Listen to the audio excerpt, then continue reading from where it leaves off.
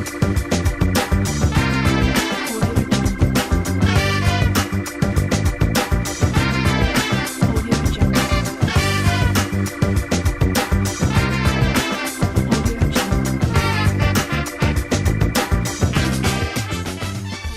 would like to introduce you to one of the most successful CEO of L'Oreal Aesthetics. And our former clinical instructor and now an assistant chief nurse at the LGMC. Huwag na natin itong patagalin. Let us all welcome Ms. Ma'am Christian Refresco. Hi! Thank you so much for having me here. For everyone, can you introduce yourself po and your titles and your current position?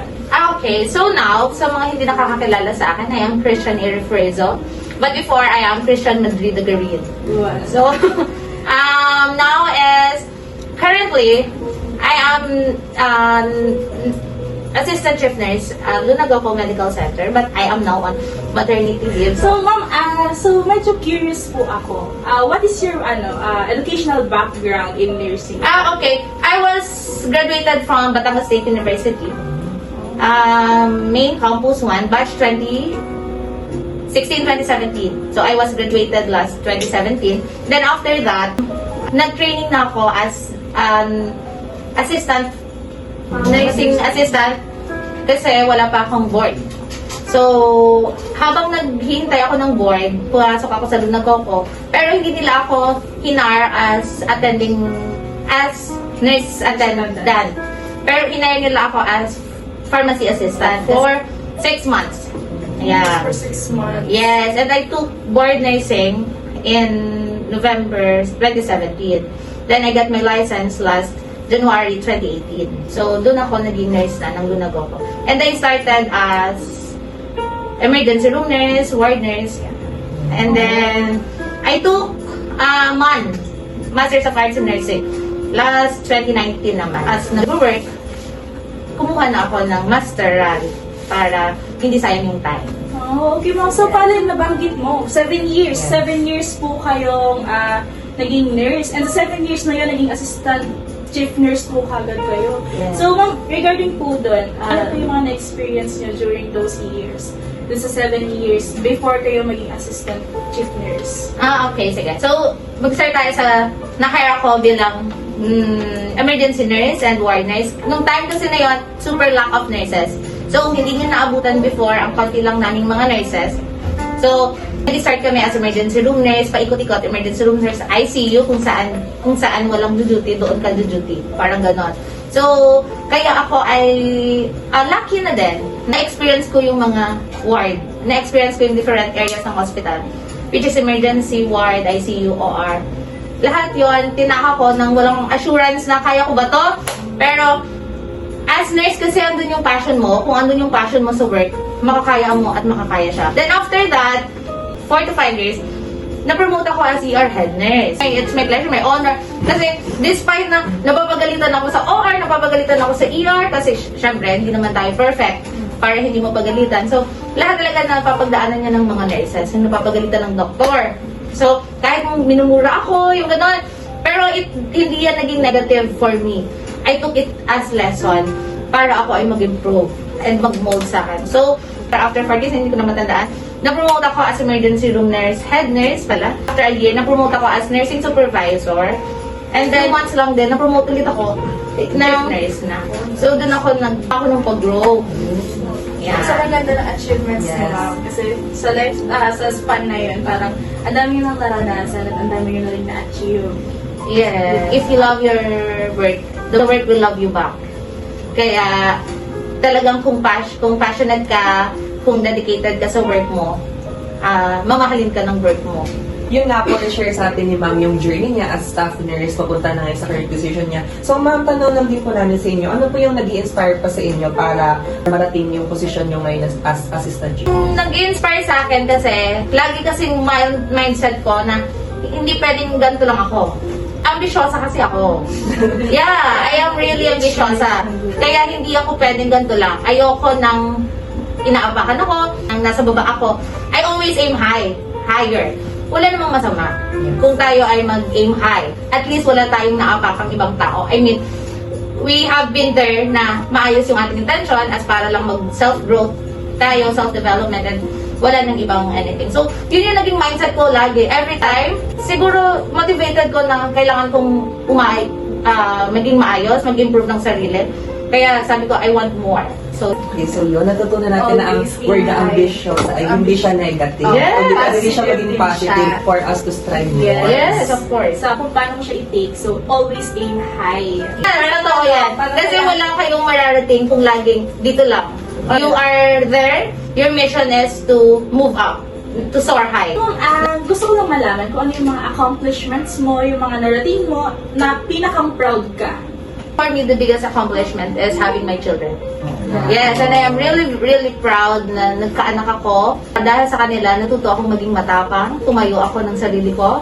Though andun ang aking husband na todo supportive sa akin. Pero andun din yung akin. Kasi dati akong iyakin, dati akong madamdamin. Pero dun sa mga pinagdaanan ko yun yung nag-mold sa akin. Para ako maging ganito, tumayo ng sarili ko. And dahil sa pamamagitan nun, ma-achieve mo yung gusto mo. Yun, dahil sa kanila, natuto akong mangarap pa ng more kasi gusto kong yun yung gayahin nila sa akin. Gusto kong maging modelo sa kanila. Kaya yun yung proud na proud ako. Then, sa achievements niyo before, paano siya nakatulong sa inyo as a nurse leader? Paano siya nakahubog sa inyo? As a nurse leader, of course, hindi naman tayo magiging nurse leader or hindi ka naman mapropromote kung wala kang mga achievements sa buhay, practically speaking. Kasi, kaya ka na-promote is nakikita nila yung achievement mo. Nakikita nila yung kagalingan mo, not only sa attitude, not only sa skills, but also sa knowledge. So, sama-sama palagi yung tatlo. So, sa achievement ko na yon na nakita nila, nakatulong talaga yon para ako ma-promote as nurse leader or kung ano man ang position ko sa hospital. Kasi yung KSA, hindi siya pwedeng magkahiwa-hiwalay kasi it will mold you para maging better person. Not only a better person, but also a good leader. So, hindi ka magiging leader kung ikaw ay may attitude. Hindi ka magiging good leader kung wala kang knowledge enough. And hindi ka magiging leader kung hindi ka skilled enough. So, yung tatlong yon ang talagang tinatak ko sa isip ko at lagi kong sinishare sa mga students ko and even colleagues na dapat hindi basta ikaw leader. Para sa may sama-sama kayong mag-learn and mag-grow up. Hindi pwedeng ikaw lang. Dapat idami mo din sila. Yun yung mga natutunan ko. So, siguro through that, pag pinagsama-sama mo yung mga elements na yan, magiging good leader ka. Parang sasabi ni ma'am na a true leader creates another leader. Yes. So yun nga po, ma'am. Can you please tell us about a time when you led a project that improved a patient's outcomes or enhanced team efficiency po? Okay. So, as a leader and also a part of Patient Safety Committee and also Infectious Control Committee, ang isang project na ginawa namin is the monitor or the nurses na kailangan namin i-oblige sa kanila na dapat ganito ang paligid nyo. So that hindi tayo makakapag-contribute more infectious sa mga client. That is our Infectious Control Committee. So lahat, the proper disposal ng mga sharps, ng mga infectious things, lahat yon ino-oblige namin ng mga nurses na maging properly wise or properly observed sa pagtatapon nila ng mga ganon. So, and of course, syempre, medications, safety ng pasyente, ginagawa namin, mayroon kaming daily routine na every endorsement, andun ako or andun ang mga head nila para makita namin kung maayos talaga nilang in-endorse ang pasyente from head to toe. And also yung mga nakasabit sa kanila, mga swero, IV light, kung may catheter, kung may JP drain, lahat yon kailangan endorse mo from head to toe. Dapat kita namin, mga head, para ma-secure namin na talagang ini-implement nila at hindi nasasayang yung aming practice na dapat ay ma-sure namin na okay sila sa mga pasyente. So, describe a time you advocated for a patient or policy change na nakatulong or mayroon siyang positive impact sa nursing. Okay, so hindi naman namin binabago yung mga policy, no? Kasi we are here to improve lang. So we improve the policy, we modify the policy to make it better para sa mga pasyente. So I can say na nagiging effective naman yung aming policy because of the surveys. So nakikita naman sa surveys ng patient survey kung paano ang mga nurses sa kanila, kung maayos sa kanila, and also mataas naman yung rating sa survey rating. So I can say na it is implemented naman And very good naman yung implementation ng mga nurses sa pasyente. So, I would like to ask po yung paano mo ma-describe yung leadership style nyo and paano nag-benefit doon yung team nyo? Sa leadership style, cool ka lang. Wag kang may stress. Kasi bakit? Pag inunahan mo ng stress, may stress ka na all the time. Pangalawa, wag kang magpapakita ng stress sa mga colleagues mo. Kasi kapag nakita kang stress nila, saan pa sila kukuha ng strength? Eh, yung leader nila mahina na. Yung leader nila toxic na. 'Di ba? So, cool ka lang. Pero not all the time, ha? Cool ka lang in the sense na kapag may problem, huwag mong papalatan sa kanila. Ikanyo mo yon. Kasi problema mo yan, kailangan mong i-handle yan with your own. Huwag mong idamay ang mga colleagues mo nang walang kaalam-alam dyan. Okay, pangalawa, kaya kong i-flex ang hand ko hanggang kaya ko. So, pero pag to the point na talaga ang hirap i-blend or i-bend ng mga dutihan, doon ako nag-i-stop, doon ako nag-enough para alam nila na ay may limita din. So, yun. Pero wag niyong aalisin yung friendship kasi hindi sila magtitiwala sa'yo. Una-una, kung hindi ka nila friend. Pangalawa, dapat andun ka, kung may pagkakamali sila, wag mo silang hahayaang mamali o kaya wag mo silang hahayaang magkaroon ng self-pity dahil nawawala yung kanilang confidence. Yeah, nawawala yung confidence nila sa sarili nila at hindi mo na sila matutulungan mag-up high. So, dapat andun din yung pangunawa mo as leader sa kanila. Na-share sa atin ni Ma'am yung kanyang leadership roles na, yun nga, cool na leader siya, pero at the same time, nandun pa rin yung ramdam ng staff niya na may authority at nandun pa rin yung respect nila sa isa't isa. So, Ma'am, paano niyo naman po na-empower or na-inspire yung mga staff niyo para embrace yung kanilang roles at makapag-contribute actively and more effectively sa team ko? Kailangan makita ka nila na ikaw ay dedicated sa work mo. So, dapat makita ka nila na hindi ka napapagod. Kasi minsan nga may instance na, Ma'am, tinatanong nila, Ma'am, anong vitamins mo? Bakit parang, ano ka? Parang, no, hindi naman fresh. Hindi, I mean, bakit po parang ang liksi-liksi mo pa din, na ganyan, kahit nga nung buntis ako eh. So, it is because of dedicated ka sa work mo. If you love your work talaga, walang reason para mapagod ka. So, yun lang. As simple as that. Dun during those tough times, how do you keep yourself motivated? Wala lang. Yun lang yung mga nasa thinking ko. Na dapat, dahil ito ko, role ko to, hindi ko to sila pwedeng pabayaan, kailangan ko itong gawin. Whether I like it or not. Parang ganon. Pero, kailangan parang ganon. Parang you have always to show up regardless of what happens. Yes, kasi alam mo ang masama dyan, kapag leader ka, kapag hindi ka kasi nila nakita, parang wala ka ng saysay. Yun yung hirap sa pagiging leader. Na parang napabayaan mo na agad sila. Which is hindi ganun ang risk ng isang leader. Kasi dapat ng leader always andyan para sa team niya. How do you ensure po na effective yung effective communication among multidisciplinary healthcare teams? Ang pagdisiplina kasi namin sa mga colleagues kapag may yan naman is with professionalism. So, hindi naman namin sila disiplina ng may kaharap, ng may ipapatawag yan sa office. Then, doon namin kinakausap naman ng maayos and bakit may ganito. Kung kailangan i-IR, nagpapa-IR kami. Kung kailangan mag-explain, mag-sorry sa isa't isa ng pinapagawa namin to ensure lang na hindi maputol yung communication between dun sa nag-away and also yung communication namin sa kanila. Hindi magkaroon ng gap. Ma'am, sa tingin niyo po, gaano ka-importante yung teamwork as a nurse? Hindi lang po sa inyo as nurse leaders, katulad din po sa as staff.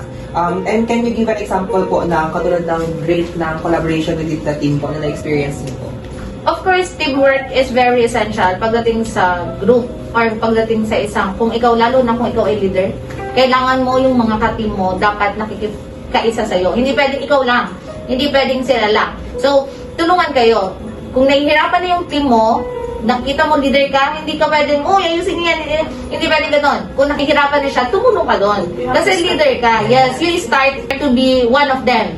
Kasi doon ka makikita nila na, nakakatuwa naman ang leader na ito. Hindi lang ito basta leader. Kasi magiging outcome. Yes. Pag mayroong proper communication. Yes, that's it. At saka maganda din yung sinabi ni Ma'am na kailangan as a leader, hindi ka lang pwede yung mando-mando ka lang. Maganda din yung nagsistand in ka dun sa mismong Situation. situation. Yeah.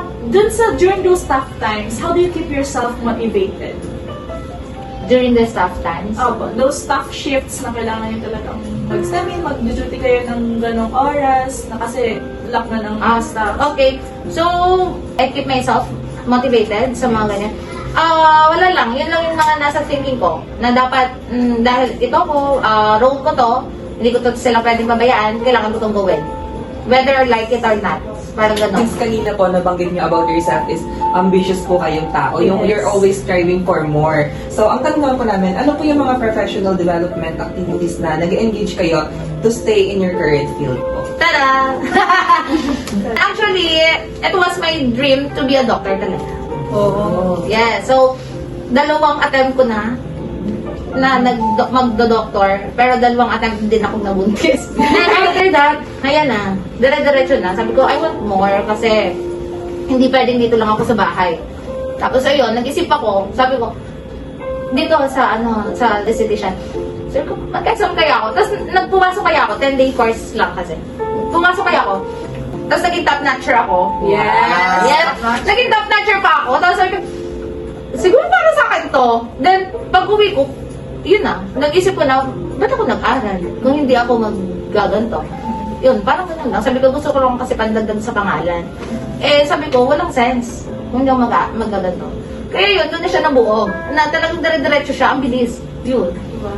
So, doon natin nalaman yung process of pagkakabuo ng L'Oreal Aesthetic. Yeah. So, parang it's a realignment para kay ma'am. A new path to take. Yeah. Diba? So, ma'am, doon sa sa journey niyo po doon na po sa as staff nurse, hanggang sa position niyo po ngayon, pwedeng bigyan niyo po ba na advice yung mga nursing students natin ngayon para ma-inspire sila sa story niyo po at someday maging leader din sa profession na tatahakin nila? Okay. So, ang advice ko lang sa kanila is always the KSA.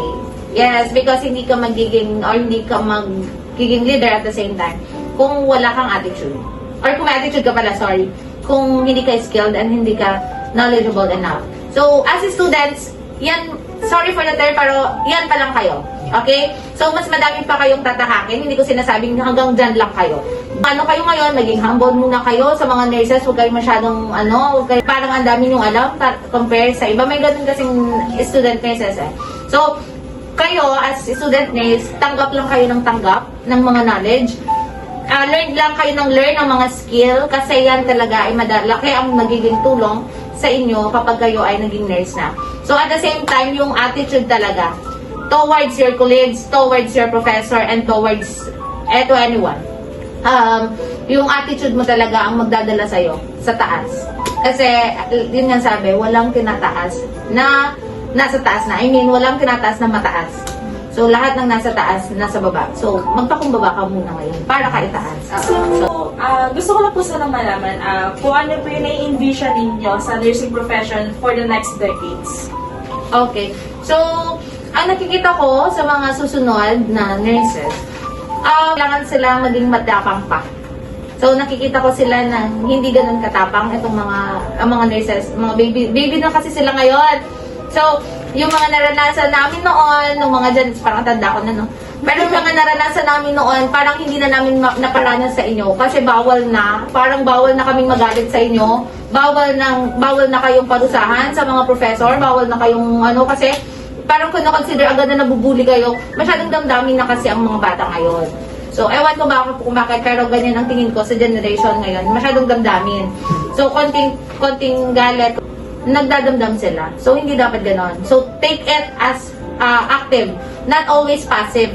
Yung napapakinggan mo na galit, dapat yun ay ginagamit mo to mold you or to improve you. Hindi yun, yes, don't take it as negative.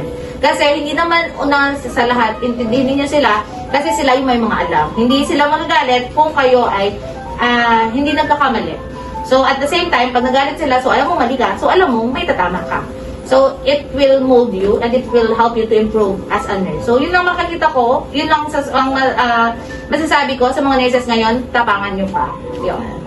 Ma'am, that will be all and thank you everyone. Ay, ang bitin naman nun! Atifa. And guys, you can visit L'Oreal Aesthetic. Yes! And always meet si Ma'am Christian. And Yes. she is always welcoming us. Thank you so much! So, Thank you, for the interview. Thank you, ma'am.